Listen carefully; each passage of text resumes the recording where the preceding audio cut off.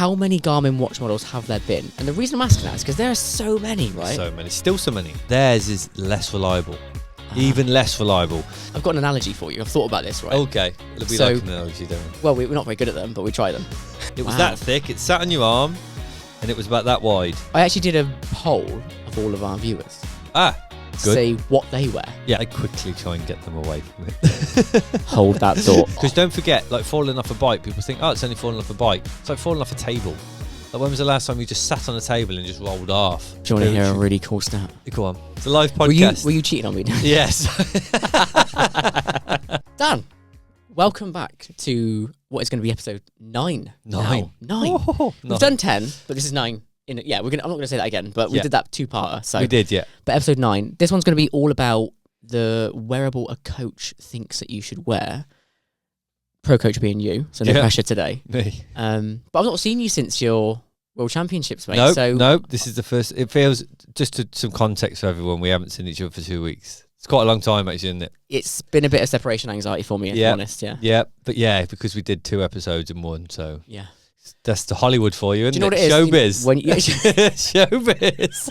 When you're a professional athlete like you, mate. You have to confine your time, Yeah, when schedules don't align, we do 2 at a time. Yep. But you did the World Championships, and there will be some people that watch this that don't know how you got on. That's fair, hopefully, yeah. Hopefully millions of people that are watching today. So do you want to tell everyone just how well you did? Yeah, it was just the age group Ironman World Champs. Do a race, qualify, go. Just the World Champs. Yeah, and just it was it's the first Ironman World Champs I've done, and it was it's a really good spectacle actually. It was I enjoyed it more than I thought I would in terms of the build up, the atmosphere, the literally the socializing and the networking. Did you get a chance to meet lots of... Yeah, so there's a really nice networking. I basically went to a live podcast. I wasn't on it, but it's a live podcast. Were you cheating on me? Yes. No. And I got to listen to a live podcast happening, but the host, his name's David Lippman. Okay. And I'd previously, 2 days before, listened to a podcast with him, he's a scientist, and a guy called Dan Plews. So I went in, so there's the two, so Norwegians, put this in context, they came 2nd and 3rd in the whole race. Wow. But I went and spoke to the host.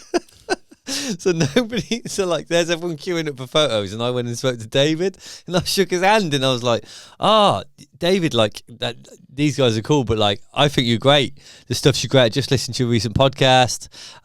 His podcast recently, he's kind of geared himself in a section of fitness and health, in how healthy is fitness. Okay. Really clever. It's really good. We'll have to do a little spin on it one time. Okay. And but I then spoke to him and said, I'm doing a PhD on ketones, and he goes, oh, wow, here's my email. So I'm currently talking to him, which is pretty cool.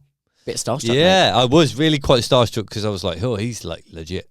So the networking was great. Yeah. But how did you get on? Sorry, but the race itself it's good. Yeah, it's good. Was good. This is one thing I've realised, being a coach is great. But also at the same time, it's quite boring because you know what you can do. So you're so attuned to that data. I'm so attuned to knowing what I kind of knew what I was going to do. Did you do exactly what you expected, or did you under or overperform? I was pretty much the same. Bang on. I probably could have went a bit more if I'd have maybe taken the event with a little bit more intensity. So... to put it into, I guess I never put any pressure on myself to do really well, but now I know I did what I did in the manner I did what I did. I feel like I could push on, which is quite good. You hit a certain level. Platform, there was more in there. So I said I was going to come top 15, really, didn't I? You did, and I came 13th. So that's Mr. Miyagi strikes again. Yeah, and my times were kind of within where they should have been. Anything better? The bike was a little bit better. Oh, good. The run was a little bit worse.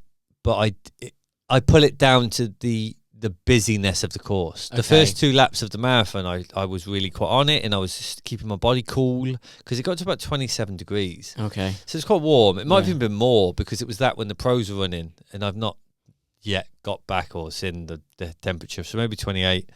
And the second lap, I was fine. The third lap, I missed a couple of aid stations, so I couldn't put ice down my suit or drink that much water just because there were people in the way. But I felt good, so I kept going, and I thought I'd be fine. I turned the cone at the top, and the wind had picked up, which actually, if you listen to the pros, they talk about the wind picking up. Well, it got worse when we were doing it. It got that much worse that they stopped people swimming in the sea because it was the waves were just quite violent. So the wind was really strong. And I literally was thinking, I am so hot now. This is hard. So I just consciously made sure I picked up water on the way to the next aid stations and then recovered for the last lap. And I thought, that'd be good. Last stretch for 5K. And I thought, yeah, I'm going to be fine. I kind of missed a couple of aid stations again because they were busy. And literally about 3K out from the finish, I just went... just really? like, yeah, I had to have a jab. In your world, though, what does that look like? I don't know. It was just survival. Probably like 7:30s. So like what's that in K pace? Like 4:20, something like that. Okay. What pace was the first 3 laps? Yeah, a bit faster. More like I was averaging. So about halfway, I was averaging about 6:50, which is what I wanted.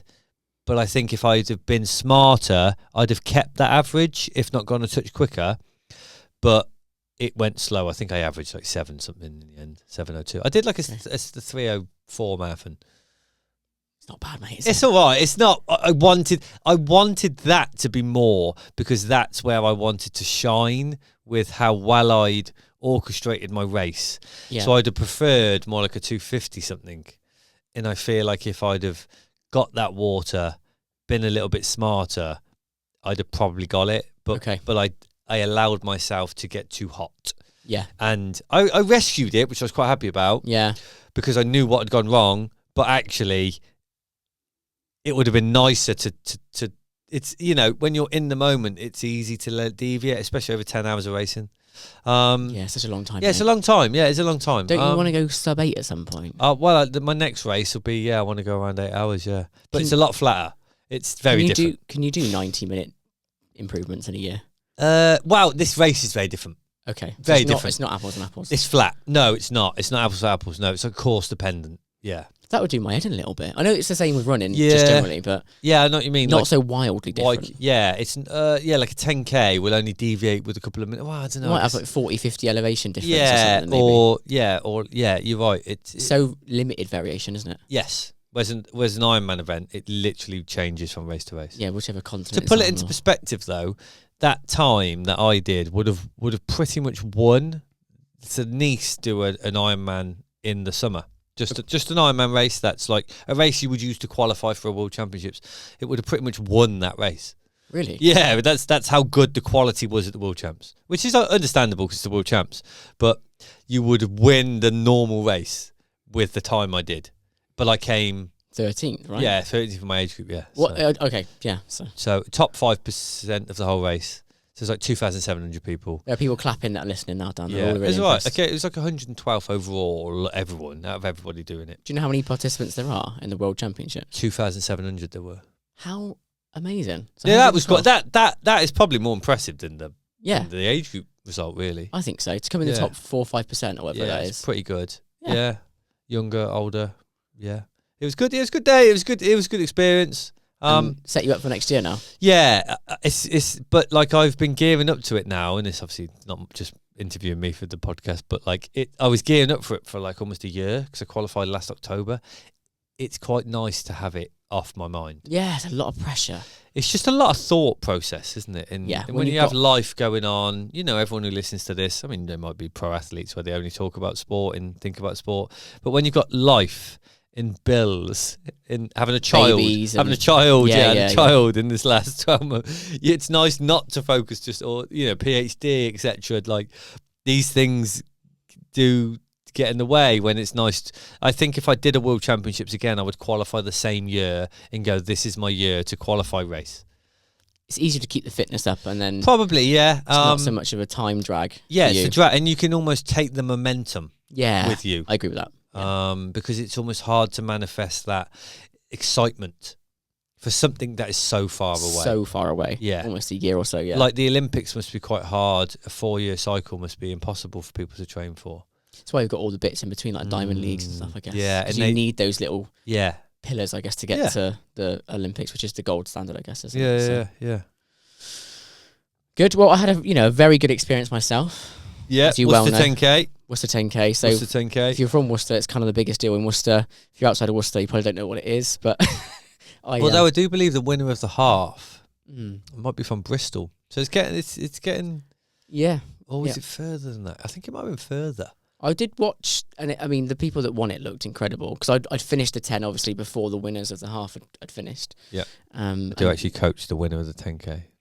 You did? Yeah, I do coach him. Yeah. Oh, wow. So you had a winner. I did have the winner of the event. This is going to downplay my results a little No. bit, but that's fine. That's good. Yeah. But no, again, same to you. I would say I delivered exactly what I'd expected to deliver. Yeah. So it's based on the targets that you and I had discussed and where we thought. You didn't believe them. No, I didn't. No. I right up to the point, I thought, right, we go out at 410, hold 410, and I will know how my body's feeling. Yeah. And I would say to you that I was holding 410, sometimes 4.5, because I think it said 4.06 average at the end or something like that, and felt amazing. But I've got an analogy for you. I've thought about this, right? Okay. We like an analogy, don't we? Well, we're not very good at them, but we try them. We've tried a few. Do you watch boxing? Okay.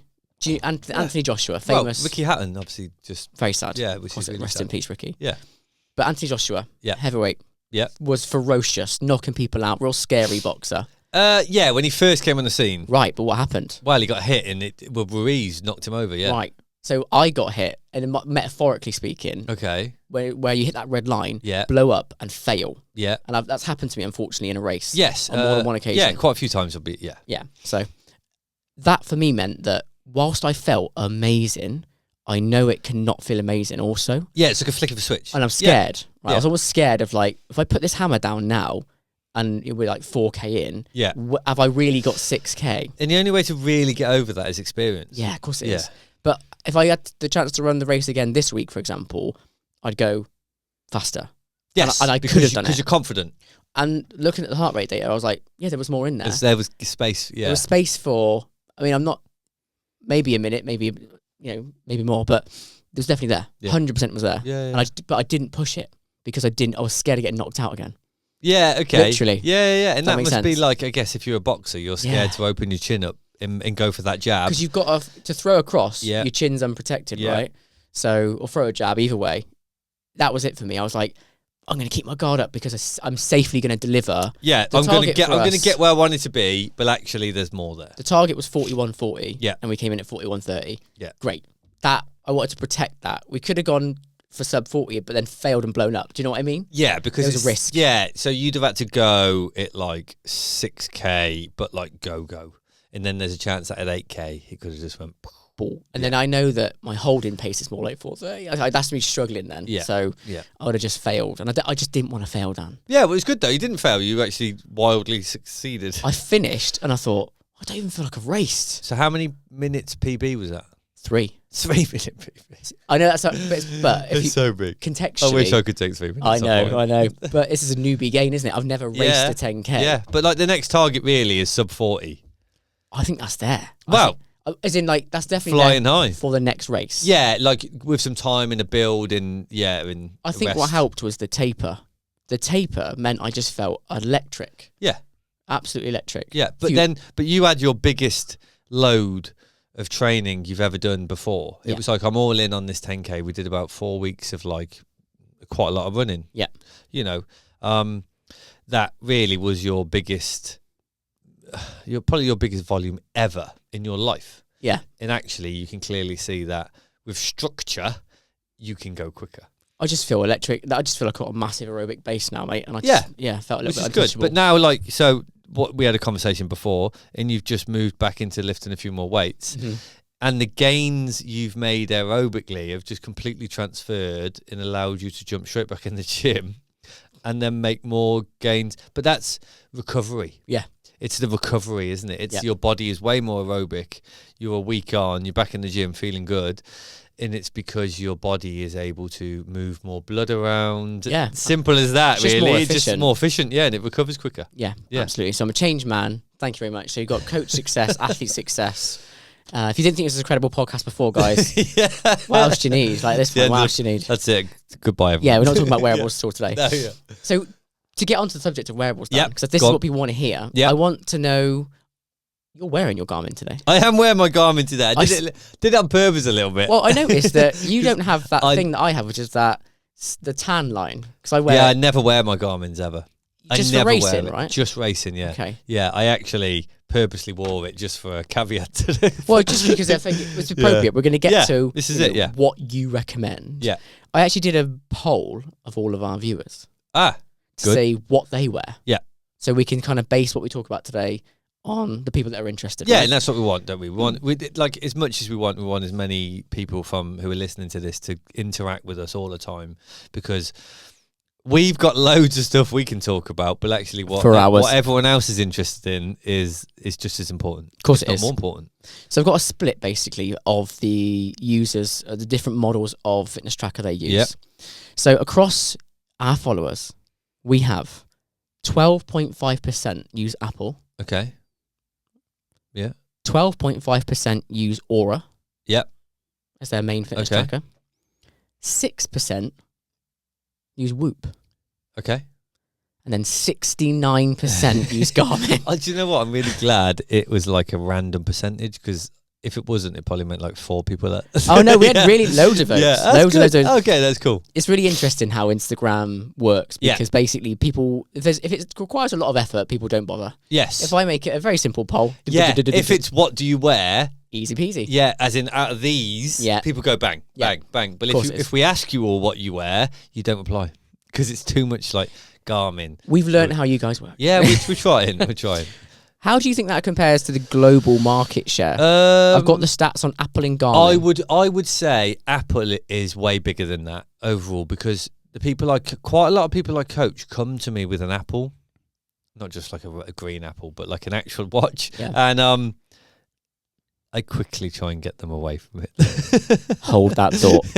I want to dig around that. Yeah. Okay. So the global market share for Apple is double our user. It's 25%. Okay, that's less than I thought. I thought Well, it'd be more. I think the reason for that is, and again, all my sources are AI generated. Yep. Which is the greatest resource at this point. Yeah. But a lot of that's based on people that are casual users use Yeah. things like Huawei, Samsung actually across the globe. Yeah. Okay. That's what it Across the is. globe. Yeah. But Garmin only represents 10%. So we are massively outweighted there. So 69% of our viewers choose Garmin. Okay. Might be coached and inspired. We're going to find out. Yeah, maybe. But only 10% of the global market Is that share. something to do with the fact that maybe like China use a different? Exactly. Yeah, and It's there's obviously a lot of people over there, a million people. If you looked at US, UK stats, it would be slightly different. Yeah. Because it just takes out. Yeah. But the problem is that smart and fitness trackers get conflated. Yeah, it's the same, isn't it? Yeah, It which gets is fair conflated, enough, because a lot of people out there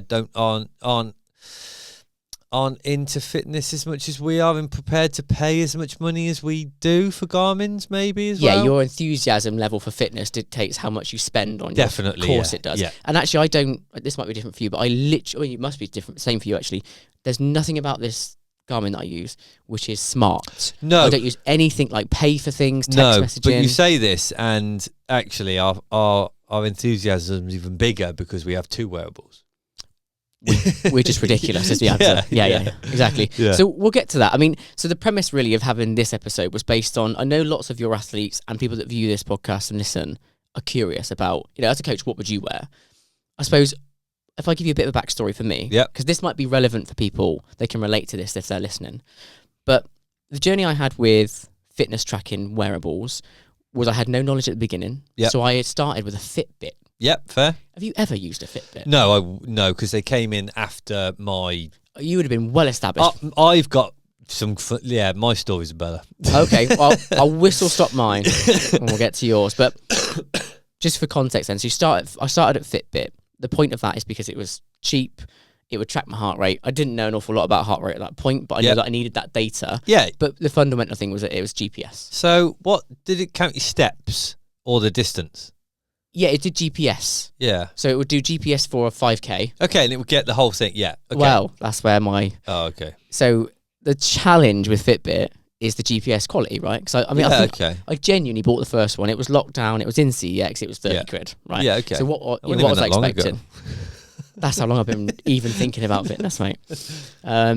So I'd sometimes be running and it would say, "Oh, you're running at 5-minute pace." Was this an episode of your YouTube channel?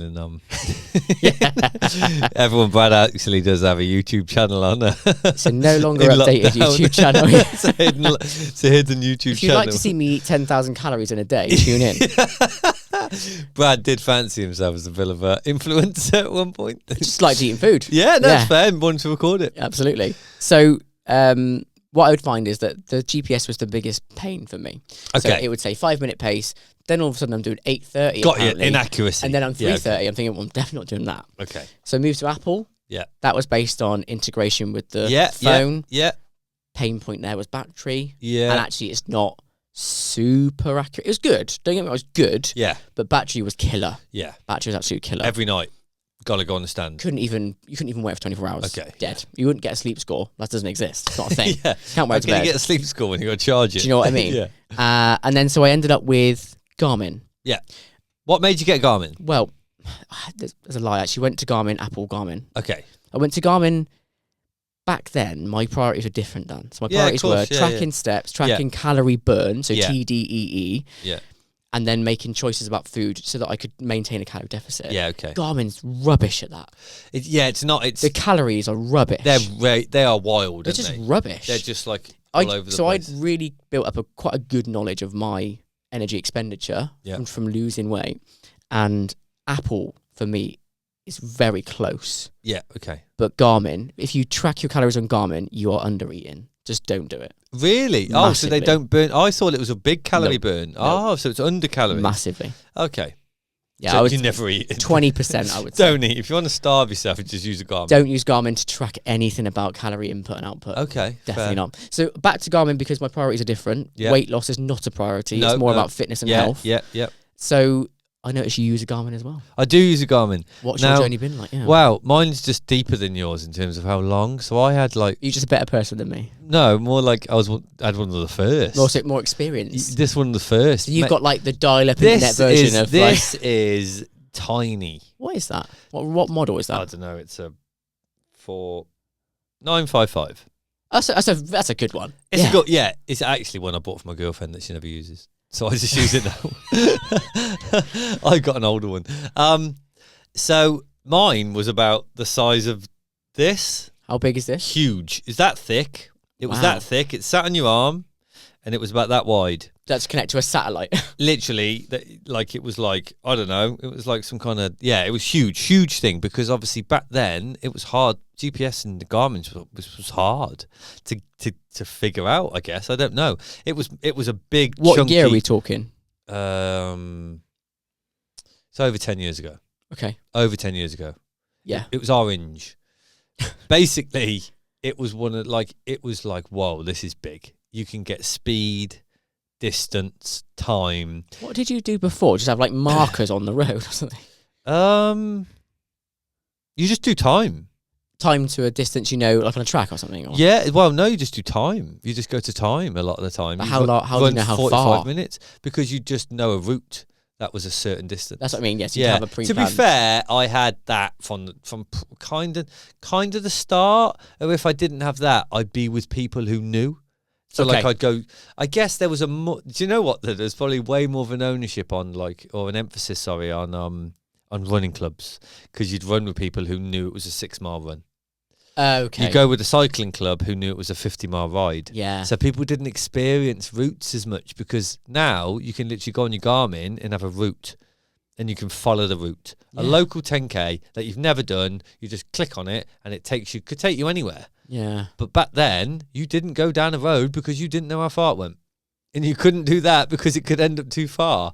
So like you would go online. I would go online and pick routes. You'd map a route out on Google Maps. Pretty much, yeah. Pretty much. Show your age. Or there were like mapmyroute.com or something like that. And it literally took you around and you were like, that's 10 mile. But then you'd sometimes take the wrong road and then it ends up less or more, So you used to literally have to use that and then just go. It's a solid memory as well. Yeah. Solid memory. Solid. Or you'd write down the roads on your hand. Okay. So you go like A39, left to Tewkesbury, right to Malvern. Still vague. It's crazy, isn't it? Still vague, Crazy, mate, crazy, yeah. crazy, crazy times. So then obviously, but then technology has sped up so quickly. So quickly. And then it went to like, okay, so I went from like 2 screens to like 4 screens. There's 4 data points now. And then you go from, I had a running watch, a bike computer, and a swim watch. So you had to actually separate the technology? Yep, separate technology. Is that different today? Yeah, so now it's just it's obviously all in one. All in the watch. All in one, so it's just swim, bike and run now. And that probably didn't come in, that was, the first one of those I had was before COVID, so maybe like 6-7 years ago. But obviously they came out probably before that, but they were just a price point that you just don't want to spend. Not accessible. Yeah, so it was swim, bike and run. It was separated. Expensive stuff. Expensive stuff, but I've always used Garmin. I had a little bit of a flirt with a Wahoo. Wahoo, yeah. So Wahoo is another company. I thought you were butchering Huawei for a second. No, Wahoo is Hawaii, yeah. Huawei, yeah. So you did butcher it. You had a second go at it. Yeah. So you came back for a bite of that cherry, Dan. Don't worry. Hawaii. It's the H. It's silent, I think. Huawei. Yeah. Anyway, that one. Yeah. I went for a Wahoo because everyone was talking about them, but I just couldn't get on with it. I just didn't like it. So Garmin for me is like the gospel. It's like the only. I did have an Apple Watch for a bit. Okay. Absolute piece of crap. I just hated it. It just useless for me. The only thing that was good is you could talk to it and it would text someone. Okay, yeah. So those smart features that I say to you, that just never interested me. No, never. And I just, people who do that, you look at them and you just think, brilliant, mate. Well done. Just get your phone out. Like, all right, great. You got an Apple Watch. Well done. It's when you pay for it, you look really. Yeah, when people do that and it's you like sound. That's cool, mate. I really wish I was as cool as you. What people have found out today in this podcast is not a lot about wearables at all. It's actually how judgmental you are as a person, Dan. Brilliant. So if you pay for things with your Apple Watch, I'm sorry. It's actually an ick in Dan's book. It's a bit of an ick, yeah. Just get your phone out. Or just get your card out. Cards, you know. You could probably, do you know what? You could probably tell someone's age by how they pay. Yes! Yeah, literally. So people listen to this going, they're certain age going, yeah, I don't use my phone. Or people feel really attacked right now for how they pay for things. Sorry about everyone. Yeah. We'll get back to the serious No content. hate on everyone. But yeah, and then once I was, that was then, so Garmin's to cover all my run, swim, bike and run, basically. That's all I've ever done. And then I got into wearables, HRV, and that's when I got into a Whoop, and then Aura. So okay, I want to definitely pick the bones of Aura for you, and Whoop, and all the things that you love and hate about it. But now I know people who are quite keen on Polar, quite keen on... So Wahoo tried to bring a watch out, basically, that was designed for triathlon, so it would literally sense it was next to a bike computer, and it would change over from like swim to your bike computer. It's quite intelligent. And then back to the run. And I think it's still there. I think it still does it. But yeah, I'd still say Garmin has the global share of the market within sport. The top level of sport. Yeah, I'd say so. They sponsor more things as well. Trying to think about the events that they actually cover. They must sponsor... the Tour de France, I think they have. Yes. But then Wahoo definitely do some. I'm not really into, as in what they sponsor, but Garmin are definitely the lead runner for me. They're just, functionability, they seem easier, but then obviously people are probably going, no, I love my Wahoo. And then Polar, some people have got a Polar. They all do a very similar thing. Yeah. You know, they all do paces, splits, averages, whether it's swim, bike or run. It doesn't really matter what you do. Now Garmin's have features for like climbing, walking. They have all sorts. Rowing, canoeing, the strength one. A lot of people record their High Rocks workouts on the Garmin. This podcast is brought to you by A1 Physique. Now, all throughout these episodes, you'll hear Coach Dan and myself talk about the importance of recovery for your training. Nothing better than collagen for instant recovery from really intense workouts. Ligaments, tendons need repair. And by encompassing this in a morning daily coffee, it becomes the easiest supplement to add into your daily routine. Available from our website, free shipping, and each cup is giving you 21 grams of that nourishing collagen protein coffee, perfect for athlete recovery, and endorsed by Coach Dan himself. some of my athletes use their Garmin for high rocks.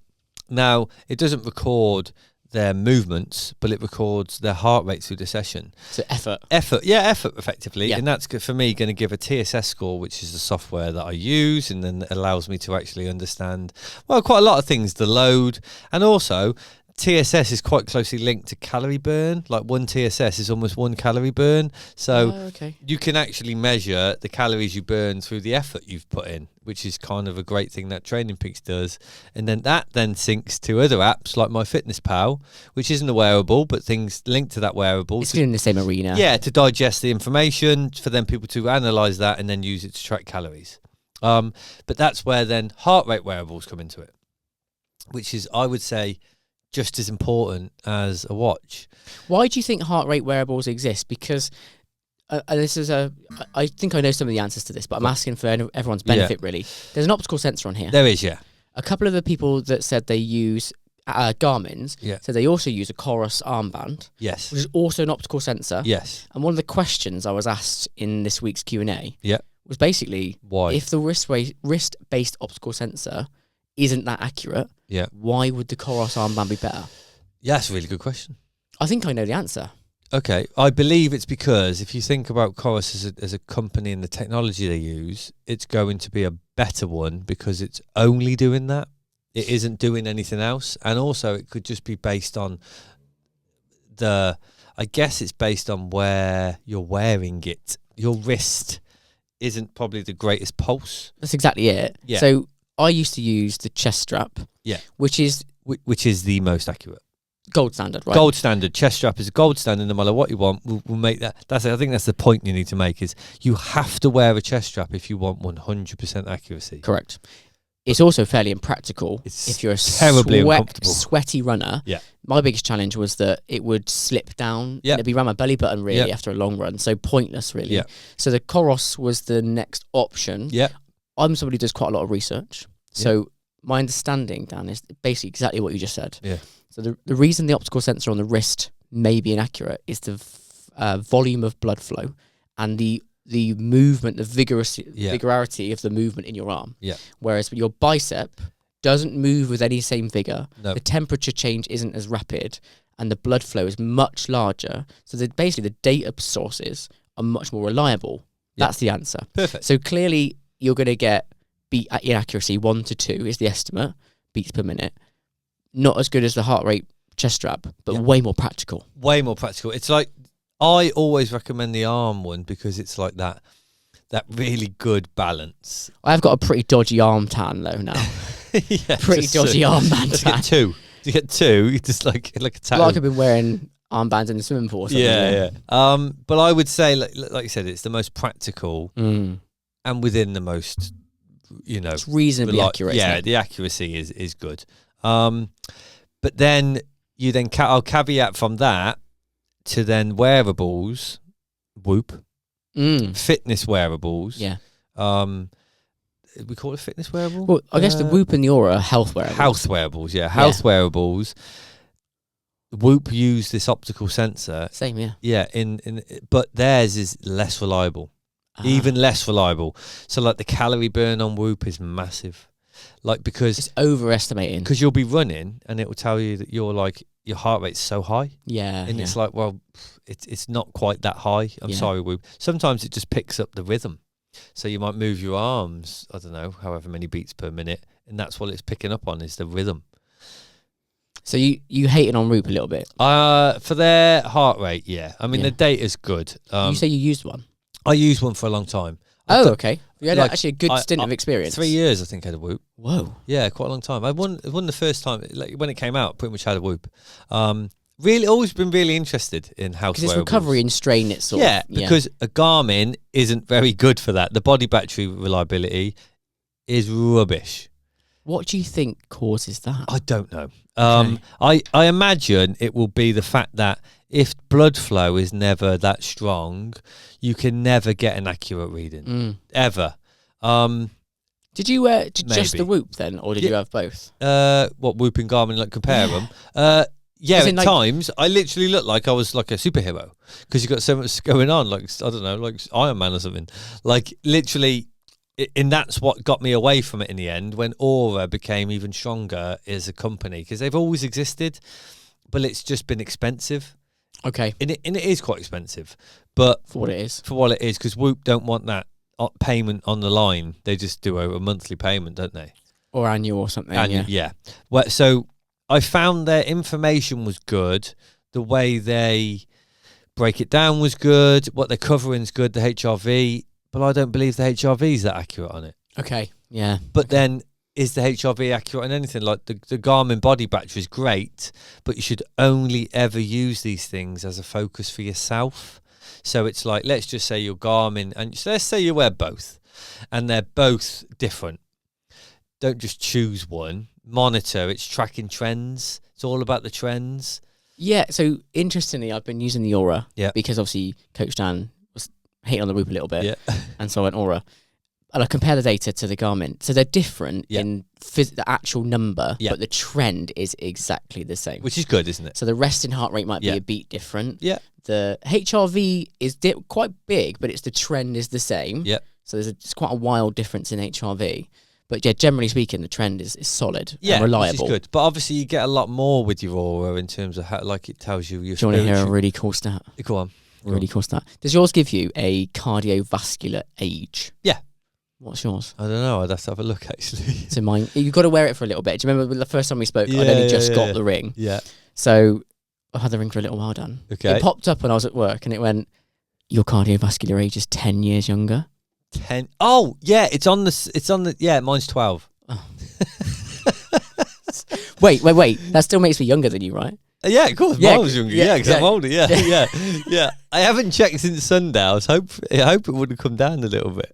After what you did in Nice, it's probably gone up, hasn't it? Got worse. Yeah. Yeah. You've aged a bit. So this is also caveat to that. Remember what I sent? So I sent Brad a text message. 7,000 calories in a day. Yeah, which is like, but I think the calorie burn on Aura is quite accurate. For me, I don't know why, because it's on your finger. I don't know why this information is. But out of all the wearables I've used, Aura has been the most impressively accurate. The information is consistent. Yeah. Whereas Whoop would, if I was put, so really why I wear a house wearable is if I'm struggling, I need you to tell me. Because I don't, you don't sense it all the time, do you? You want your vital biomarkers to tell you. I need you to tell me. And when you tell me, I need you to shout at me. Okay. I need you to shout that something's wrong. Whoop. I had COVID, all sorts, and it just didn't do nothing. It barely picked it up. Because the heart rate, I think, so poor on it, it just didn't really change until I was really poorly. And obviously, at it's that point, I know then. It's too late. It's like, oh, brilliant, thanks for that. Just did a 30k run yesterday. Yeah, now like, I'm dead. It's like finishing a marathon and someone going, you just did a marathon. It's like, yeah, I know, I just ran it. It's raining outside. Yeah, you're getting wet. Yeah. And Aura, so I finished the Ironman, and the day after, it flashed up. Metrics were terrible. Major warning signs. Yeah. Major. Doesn't just say something's going a little bit wrong. Doesn't just say HRVs. It says major warning signs. Your metrics are all over the place. Don't move. Stay still. Yeah, stay still. Don't do a lot. Like, you are under threat to things. Like, and actually, I got a cold the next day, so it was right. Yeah. But that is what you want from a wearable, and it tells me every time. Like, I know someone else who I coach who's got an Aura ring. They text me saying, I got minor signs today. And I went, yeah, well, obviously, let's just take it easy then. Because nothing else really tells you this. Okay. I mean, I imagine Whoop have got some kind of warning sign. I've not used it for 2-3 years now. But it didn't when I had it. And that's the critical point. And that's, like, they've probably got it now. And that's brilliant. And I hope they have, and I hope they've improved it.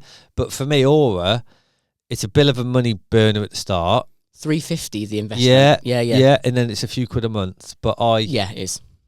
But it's been the best health wearable I've had. Like, even the body temperature thing's brilliant. You know, that's Whoop do that, but like, I don't know, I find it quite accurate.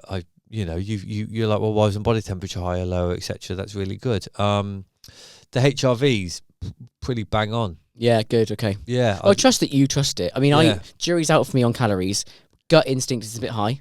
Okay. But jury's out. I need to be. Yeah. I know that. Again, for a long time, calories has not been a consideration for me in terms of tracking the burn. Look at it. But mentally, I'm thinking, I know my body, I know my exertion. I think that's high. Yeah. Relative to me, it is calibrating, obviously, but Yeah. I would estimate it could be up to 10%.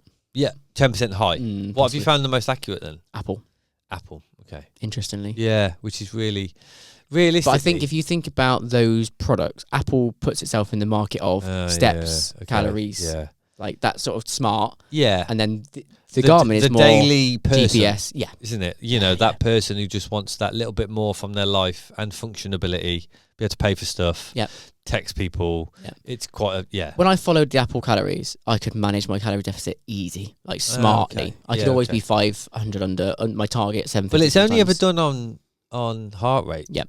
Which, so I think the Apple Watch, when you're still, is quite good. Mm-hmm. It's when it's moving, it's not very good. But as a Garmin, when I'm still, it pretends I'm dead. Really? The calorie burn on it is atrocious. But it's almost like the Garmin requires movement. Yeah. Okay. That's why I think it's a better movement technology. Yes, and it is, because that's what it invests its time in. So as you've just seen, we've decided that it's like, Well, I think we're getting close to Dan saying, go out and buy a Garmin.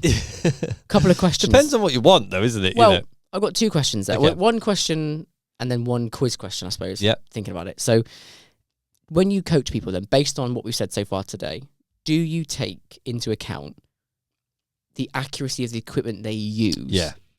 You think let me finish. You know what I was going to say, don't you? Yeah. Because like, let's say, for example, you've got me, I'm using Garmin and Cora, so you can go, what happened. That's what's going on. That's what's going on. Whereas someone's got like a Fitbit or an Apple, you're going, if someone's, I probably really annoy people with this. Like, Dan, you never annoy people. I have never annoyed anyone in my life. I'm such a nice guy and never controversial in any way.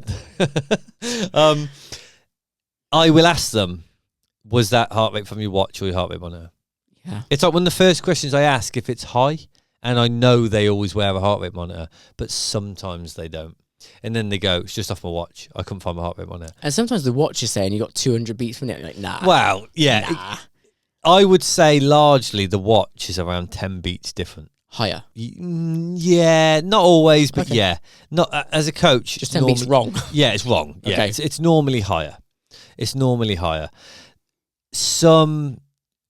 Like, I've got one athlete who's recently just bought quite an expensive Garmin, who supposedly they've improved that optical sensor, because the optical sensor sends like waves into the vein. The vein. Or the muscle. I don't know. Yeah, reads the pulse and then sends it back. Supposedly they've improved that. There's actually some really cool videos on YouTube about how they all get their heart rates, which is amazing. Okay.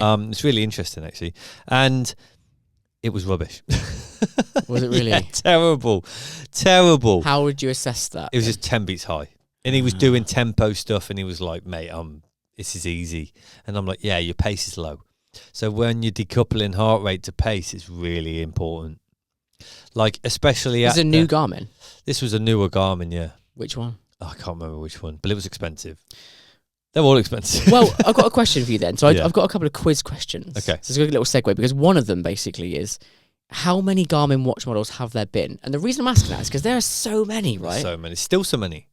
So I've got the answer. So is this how many exist now, or how many have there ever existed?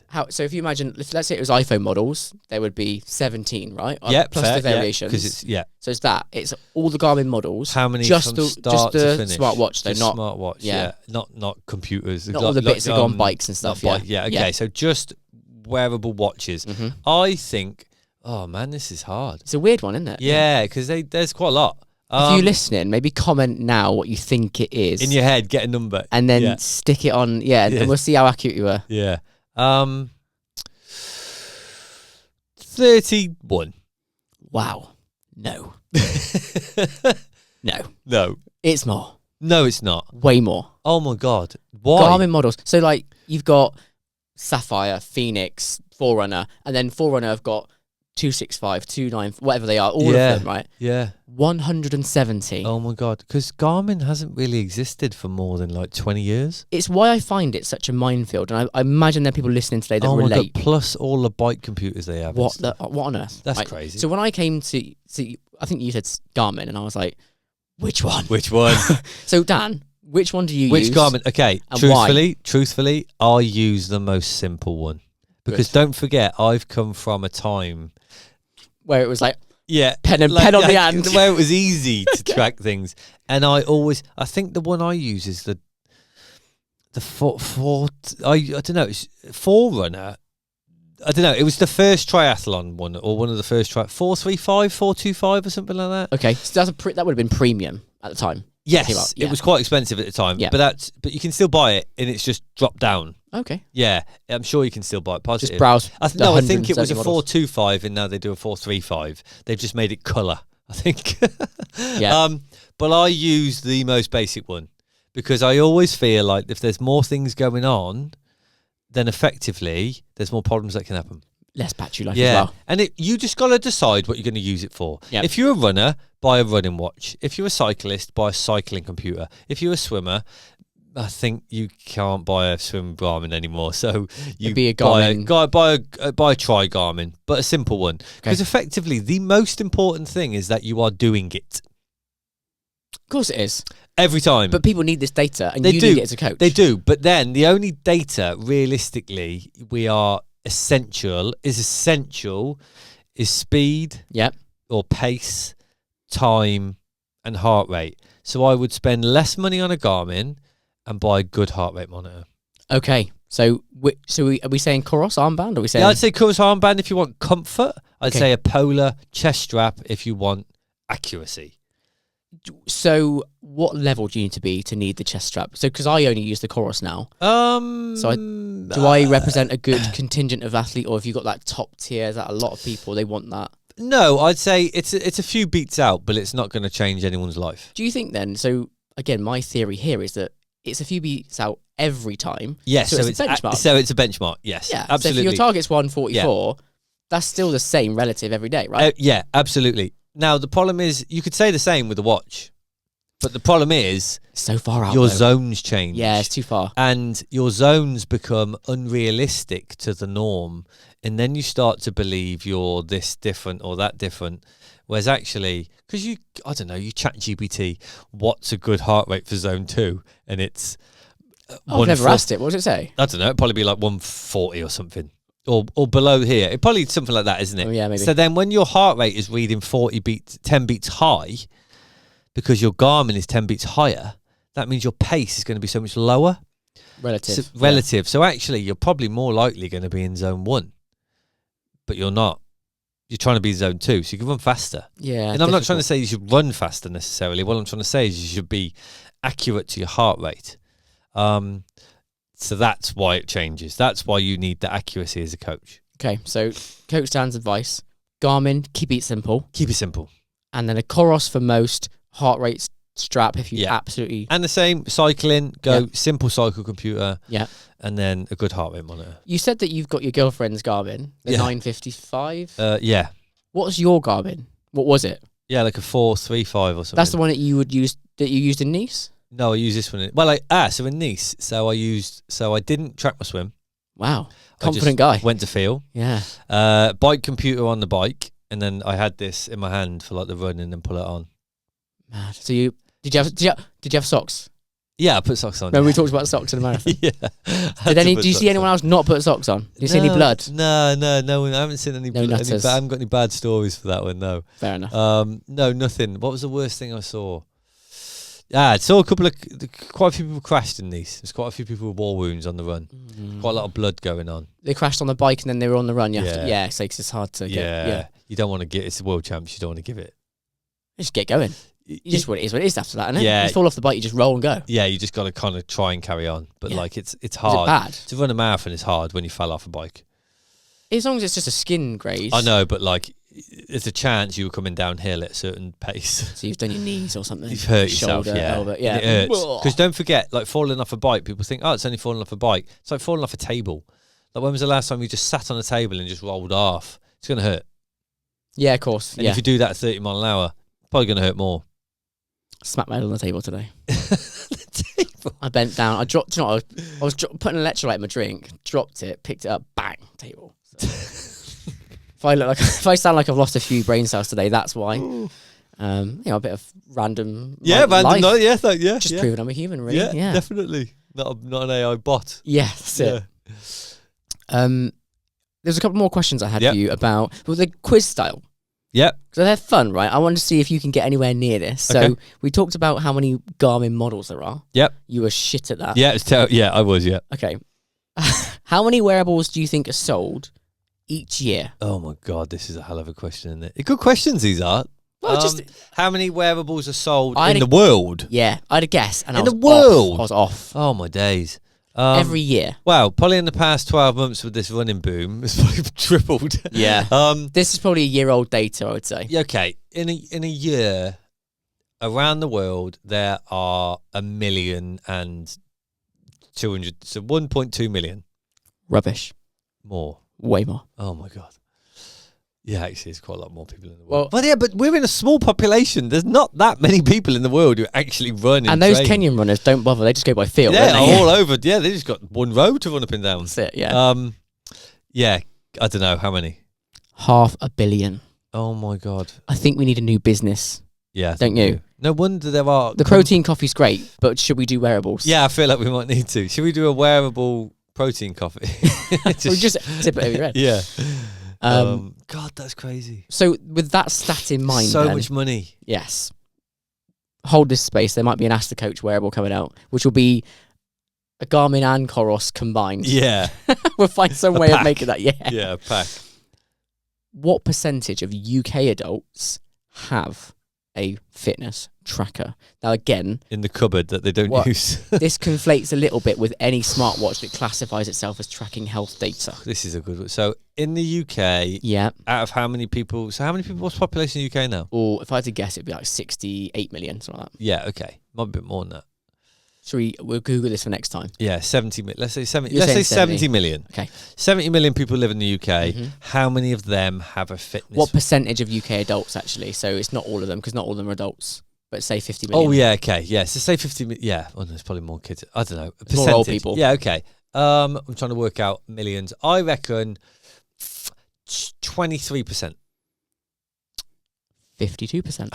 50. So we're So saying more often let's than say not. 25 million people. Yeah, so more often than not, someone has a wearable. Correct. That's crazy. Yeah. There's no way my friends in the pub have a Garmin. That's my point. So just to add to that stat, because I did quite a lot of research, right? Yeah. To add to that stat, it tends to be people that need it the most that don't have it. Okay. So the people that are slightly overweight or have got off biomarkers, it could do with some tips. Not that we're saying people who go to the pub are overweight. We're just saying slightly. If you draw that conclusion, we didn't lead you to it. Yeah. Sorry for those people in the pubs. In the pub. All your friends in the pub. Are We they? need the pubs. It's a British. Yeah. It's iconic to the UK. Yes, of course it is. We're also not hating on anyone I know in the pubs. This is the way you went. None of my friends have None got of my it. friends in the pub. Yeah, that was for Garmin. 52%. They're all slim. Yeah. But 52%. That's a lot. of a UK percent. adults. That's Yeah. a lot of UK adults. Okay, well, it shocked me. I've got a couple of questions now that have been submitted by our viewers that I want to sort of finish with today if I can. It's just a couple. Question from one of your triathletes, recent 70.3 completer, Martin, said, core temperature sensor. Is it worth it? And then what are the benefits in training / racing? So, I have literally no idea what we're talking about here. oh, nice. So, No idea. core temp. So, heat training is some reason has gained a lot of momentum in the last 12 months, maybe. Mm-hmm. Almost like it's this unknown thing, whereas it's been around forever. Yeah. Like cold got a really big, didn't it? What was cold? Ice baths. Ice baths. Last 2 years been like everyone buy an ice bath. Yeah. Okay. Pointless really, but it's great. It makes you feel good. It literally stunts hypertrophy, so for me, Yeah. I don't... Yeah. It's no point. So now it's heat. Yeah. There's a new thing on heat. It's like it's never been done before. It's like, yeah, because the Kenyans don't run in like the middle of the day for any other reason than just sunshine. They just really like the sun. So obviously, if you're running, it's kind of like anything. It's like you're doing something under stress. And if your body is under stress, it will try and adapt. Okay. So if you are, like why do you need an interval? And it's to teach your body, you're trying to effectively get your body to pump more blood around. And if you train in the heat, supposedly, I mean, there's the science behind it is obviously a bit deeper than this, but effectively you're producing more red blood cells to get your body to take the oxygen around quicker so you don't not so out of breath because it's hot. So you need more oxygen. Simple, really, isn't it?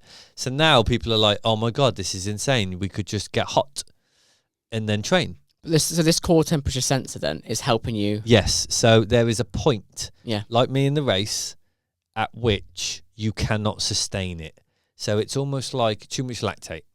Okay. Yeah. So it gets to a point where you can't sustain the heat, and you can measure that. So let's say you're doing an interval session and you track your heat through that interval session, and at some point your intervals might drop off, and it could be due to the fact that you got too hot. So it could be that you got to a certain degrees and then it just goes bang. So you're teaching your body to deal with the heat, and at a certain point you want to stay just underneath that line of drop off, and you can adapt. It's tiny, it's incremental. Like your body heat is like, as soon as it goes too high, you are done.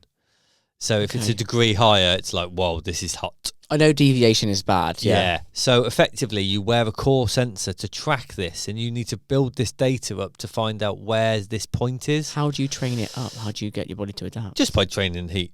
Turbos are really, really good for it, because you can isolate the room a little bit. Or treadmill, really. You can just isolate the room, close the windows, close the doors, turn the heat on, and then just train. It sounds disgusting. It is, but it is really good, because it means your body will adapt, and it will do some burpees in a sauna. Is that what you're saying? Yeah, effectively, it's the same sort of thing, but it's prolonged exercise, easy exercise though. Because anything above sort of zone 2 really is starting to put even more pressure on the body. So a core temperature, a core monitor, they're really good. So they used to swallow. In the most accurate way of testing your core body temperature is swallowing a pill. It's got some sort of thing on it. A sensor. Oh God, that feels like quite a length to go to get this data. Yes, but knowing Martin, he would consider it. He would. So would I recommend it? Yeah, that's brilliant. Like training the heat is brilliant, and really the only safest way to do it is to measure how hot you are. Okay. I've got one. Okay. Yeah. Do I use it that much? Probably not as much as I should. Okay. But it's great, but I'm quite good at knowing where I am with my limits of heat anyway. I'm quite good in the heat. So, but you still get too hot. Yeah. Okay. So worth it. I'd say core sensor. For someone who wants that extra 5% to invest a bit of time in heat training and monitor it. Okay. Because it can be quite dangerous if you don't. Go for it, Martin. Get yourself the heat. Get yourself core temperature sensor.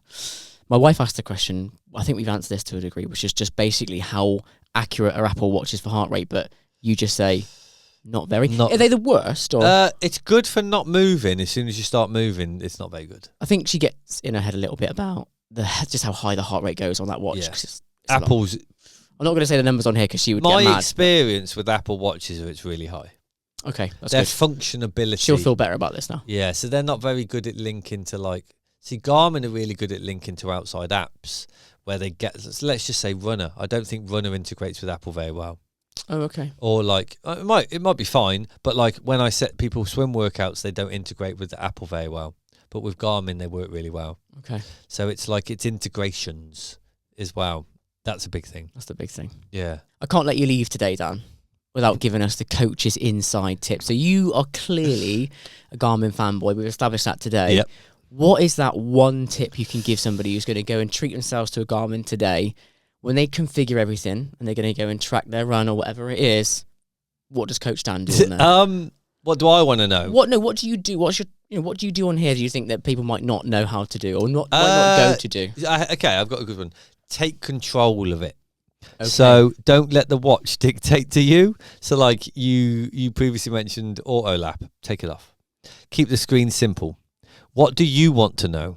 Because the Garmin will tell you so many things. It will. And it will recommend lots of things these days. Do this, do that, rest. I have rest every day on my Garmin. Every other day, I think the suggestion is rest. Rest. Do you listen to it? Well, no, because I'd be sat still most of the time. It's bizarre.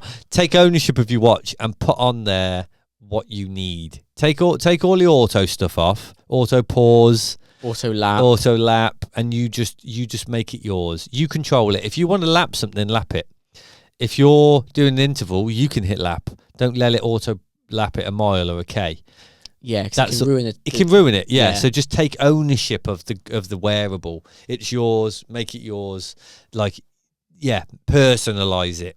It's so funny because the journey I went on was adding more and more data to the screen. Yeah, okay. Which to the point where I had, I think, 7. Yeah, it's too many, isn't it? And then I've worked it right back down. Yeah, it's coming back down. Yeah, there you So go. the other day I went out with just the map on. Yeah, this is it. Because actually, you're taking ownership on it. And I don't know need to see these things anymore. there are sessions when we're at the track where I do need to see some of that Yes, data. paces, etc. Of course. Yeah. But when I want to go out for my hilly zone 2, Yeah.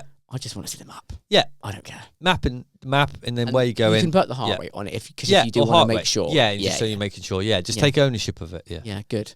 Well, there you go. It's Dan's top tip on Garmin. So get yourself a 435 or a 955, depending. Depends on your budget, I guess. Yeah, to be Yeah. fair, I mean, you can get these second hand, I think. Yeah, I would say Definitely. try the second hand market. Yeah, my first dip into both, so Fitbit right at the beginning and Garmin were second hand. Yeah. And it gave me a chance to try. Yeah. And then I treated myself Exactly. to the 9. When you know what you want, you can then go. This was a 965, I think. Or go for a slightly cheaper one, and then when you fall in love with it, you can treat Invest, yourself. and then you can be Koros or a Skint. Yeah. Happy days. Yeah, perfect. Don't let us skint anyone out. But No, yeah. sorry guys. Yeah. Coach Dan, Spending Garmin, your money. Garmin Koros, and if you can, Nora. Yeah. Brilliant. So, Well, thanks for your time today, mate. I think we've learned loads, Yeah. and we'll do it again next week. so, mate. Cheers.